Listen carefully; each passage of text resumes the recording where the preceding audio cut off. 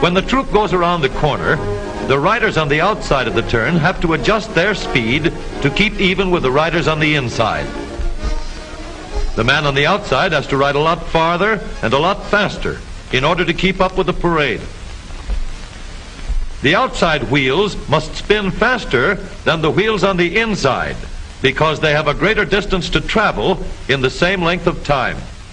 When a wagon turns a corner, the wheels can travel at different speeds because each one can turn freely on the axles. And in the early automobiles, the rear wheels turned separately and only one wheel was connected to the engine. But when only one wheel was driven by the engine, it had to do all the work, and it couldn't get a good enough grip on the road to do its job properly. So the one-wheel drive was soon out of date. But if two wheels are locked on an axle so that they are not free to turn separately, one or the other has to slide. So engineers had to find a way to connect both rear wheels to the engine without sliding and slipping on turns. The device which makes this possible is a part of the rear axle. It is called the differential because it can drive the rear wheels at different speeds. The differential looks complicated, but once we understand its principle, it is amazingly simple. These two wheels are mounted on separate axles and supported by a frame so that they can revolve freely at different speeds. Let's fasten a spoke on the inner end of each axle so that by turning the spokes, we can turn each wheel separately. With a bar or crosspiece, we can turn both wheels in the same direction at the same rate of speed. Let's get something to hold this bar in place so that it will press against the spokes. Notice that this support is not locked to the axle. It turns freely. Now we can spin the wheels by rotating the support. This is fine as long as both wheels are able to turn at the same speed. But let's see what happens when we go around the corner. With this arrangement, we cannot drive one wheel faster than the other. And if we stop one wheel, the other wheel won't budge.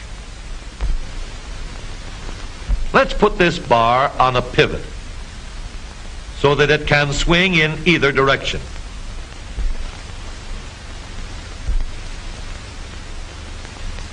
Now, the bar can still turn both wheels at the same speed. And because it pivots, it lets one wheel turn even when the other is stopped.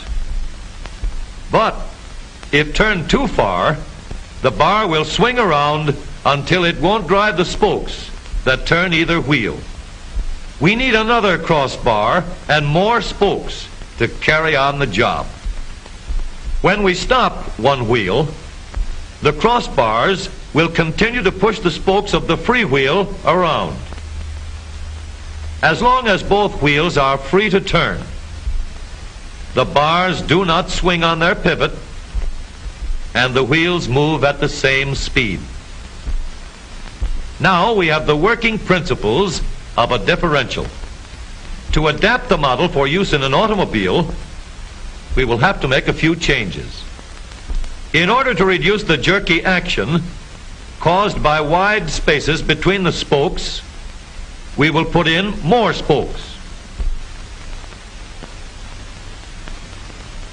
Further filling in the spaces between the spokes gives steadier, more continuous action, and changing the shape gives firm, constant contact. Now we can make the gears thicker and stronger, and we have differential gears. The edges are cut so that they will fit together more smoothly and silently. And another gear is added to share the work of driving the axles. The principle is the same. In order to turn the support and drive the wheels, we can fasten a large gear here. connected by a smaller gear to a source of power.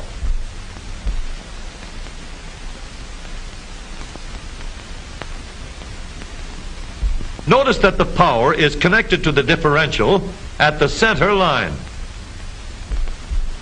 We can make our model more compact by moving the gears closer together. When we put our differential in an automobile, we have to leave room for the drive shaft, which carries the power from the engine. We may build the floor of the car above the drive shaft. But if we do, we won't have much room inside unless we make the top of the car high too. Of course, we could lower the floor and ceiling, but the drive shaft would be higher than the floor. This would have disadvantages. A shaft in the middle of the floor of an automobile would be inconvenient for passengers and would be awkward for carrying luggage. Today, engineers have found a way to make the car roomier and closer to the road without a clumsy shaft above the floor. The drive shaft from the engine to the differential is lowered out of the way, and the drive shaft is connected to the rear axle at the bottom. The new low center drive makes the rear axle quieter, stronger, and more durable because it gives better, smoother contact between the gears. The automobile of today with the low center drive is stronger and more rugged. Every part of the rear axle has been built to withstand strains far greater than it will ever meet on the straightaway or around the corner.